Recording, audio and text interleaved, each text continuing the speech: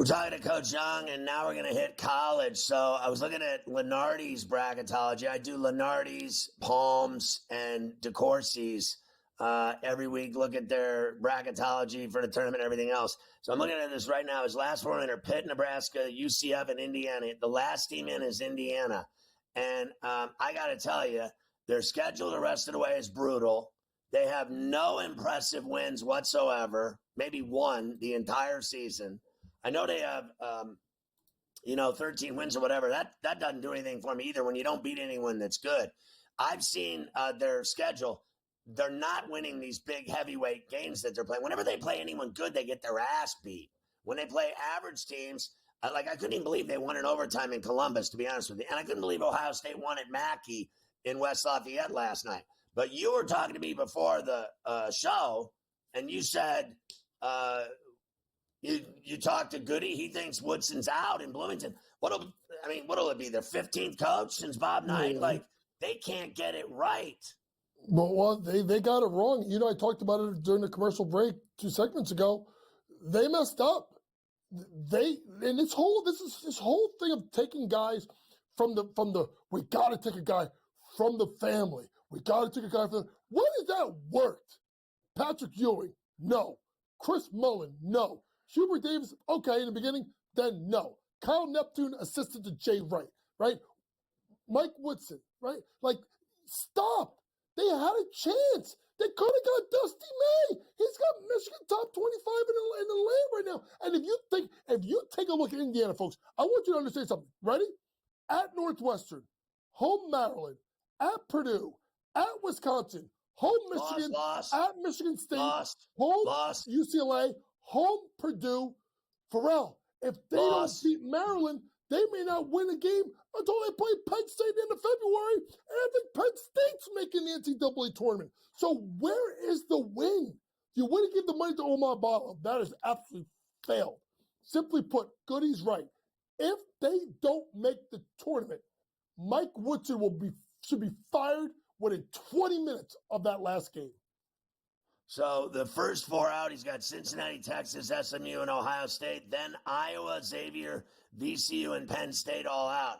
I actually think of all those teams, Xavier, to me, what they did, like they won at the Fiserv against Marquette. That's a heavyweight win. That's a heavyweight win, and they're playing good basketball. The thing about it is people just are continuing to not look at the Big East as being a good league or as a quality league. But that's a good win. I think 59-57, they won over Marquette. So they've done a good job. Sean Miller, listen, another guy, done a lot of bad stuff. Sean Miller can coach. Sean Miller can coach. And he kind of did something interesting where he kind of went and said there's tiers to this in regards to refereeing and stuff. They're a team to watch out for in the Big East. I still think right now, Pharrell, the best team in the Big East, ready? St. John's. You know this. If St. John's is playing well, if they're playing well, and they're at the Garden in the Big East tournament, buckle up, the Johnnies.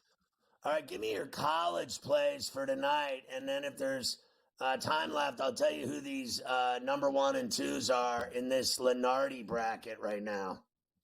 I'm going to first go off with Houston minus 18.5 versus Utah. Houston team that's played really well, winners of 10 games in a row. They are 6-4 against the spread, but they had a close one a couple of days ago. Kelvin Sampson will have that team ready to go. Give me Houston minus 18.5.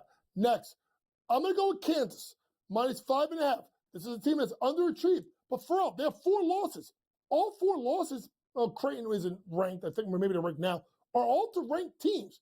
Jamie Dixon's team, this is a down year. Kansas got to get going. Give me Kansas minus 5.5. Next, really good game. Ole Miss, Texas A&M. Chris Beard is one of the best in the country. As you bang a little bit of juice, we're at minus 156, but I'm on him.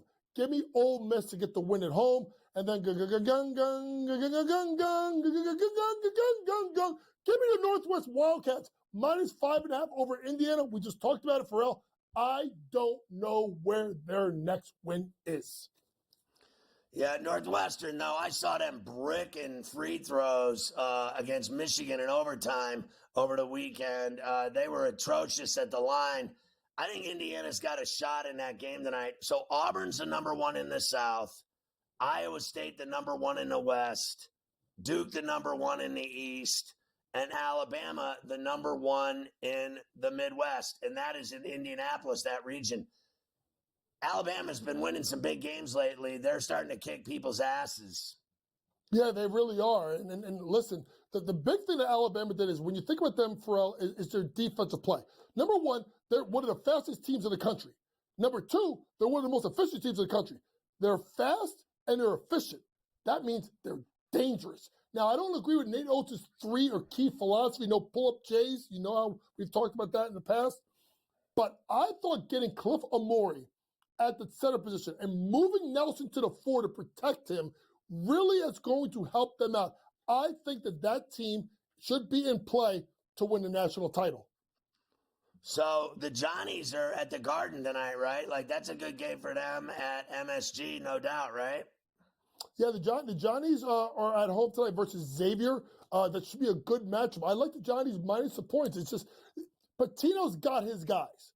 And the key thing with St. John's, who is now nationally ranked again, I mean, I don't even know what the last time we could say the word St. John's and nationally ranked. It's the play. Sorry, I'm off you. Kadari Richmond. Kadari's starting to play. And when Kadari plays, he's one of the 5 best players in the Big East. And shout out to Rick Pitino for being honest. If they had the money, he'd still be at Seton Hall. That's the problem with college basketball. They didn't have the money. The kid left.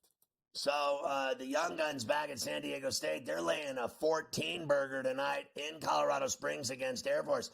Meanwhile, Dutcher's team's been so average at 11-5. They can't handle that kind of wood, can they?